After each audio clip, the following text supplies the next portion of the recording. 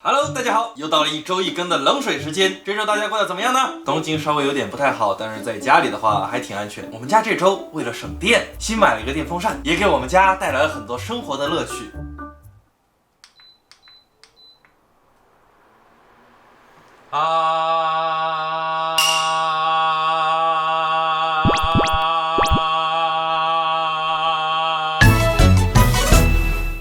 不是。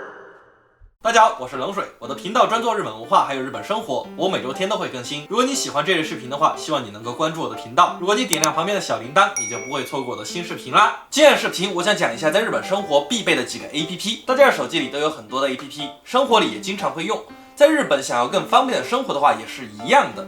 那今天就给大家推荐在日本必装的10个 APP。 首先是地图类，出门的时候肯定会找路，现在很少有人会自己看着路牌去找路了，所以地图类的 APP 是肯定要的。日本比较常用的地图是谷歌地图，和国内的地图软件使用习惯都是差不多的。苹果用户也可以用苹果自带的地图啊，听说苹果用的也是谷歌的系统，但是我觉得用的感觉很差。苹果最严重的问题就是乱导航，我的车大概有这么宽，它给我导的路足足有这么宽，而且有的时候明明走大路很快，他说不行，我们一定要走最近的路程，然后就带着我在农田里边自由飞翔。所以见仁见智，大家自己选择吧。下一类是交通类 APP， 很多人到日本会觉得日本的公共交通有毒，地下跟蚂蚁窝一样，但实际上呢，在日本坐车，除非你最熟悉的路线，不然其他路线基本上都是需要 APP 的。第一个推荐的就是这个叫做乘换案内的 APP， 应该会在屏幕的这个地方，输入你的地点和你想去的车站，再选择一个乘车时间，就可以搜索出你应该坐的路线。日本因为各个线路的运营公司不同，有些换乘是需要走一段路的，这个 APP 也会算上换乘时候的步行时间，在几号车厢上下也有推荐，时间精确到了分钟。有这个 APP 的话，相信你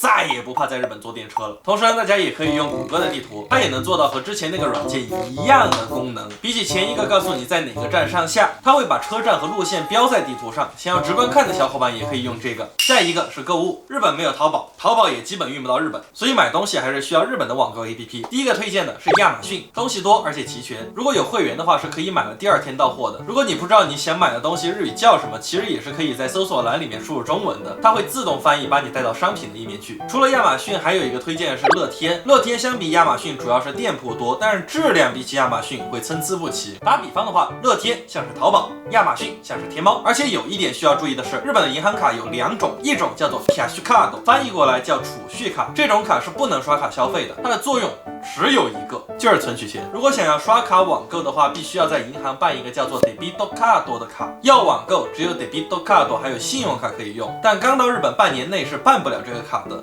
这一点请大家要注意。刚才说的是网购，还有二手的 APP， 买二手最推荐的是美乐卡利这个 APP， 还有雅虎拍卖。但大家在上面买东西的时候一定要留一个心眼，因为我发现很多日本人对自己要卖的这个东西，他心里是没个数的，有些就比二手便宜一点点，有些比新的还要贵，所以能不能淘到想要的东西还是得看缘分。下一个是生活类 APP， 在日本理发，一是贵，二是需要预约。给大家推荐这个叫做Hotpeppa 的 APP， 可以按照你的需求找理发店，找好了之后就可以按他们给的套餐来选择，也可以指定理发师，定好了时间直接去就可以。下一个 APP 是比较特殊的 APP， 日本是一个地震频发的国家，也是台风洪水比较多的国家，经常会遭遇各种天灾，所以建议大家都下载一个，这个叫做防灾速报的软件。这个软件可以在地震来的时候提醒，让你有时间躲一下。像这段时间大雨天的时候，也会及时推送大雨警报，告诉你现在是需要警戒还是向高处跑。各个避难所的情报也会共享在 APP 上。现在疫情期间也会推送一些和疫情相关的情报。下一个推荐 APP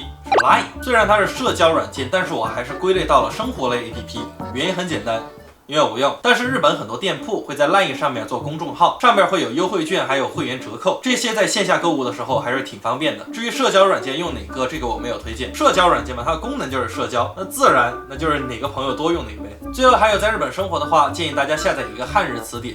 Hello。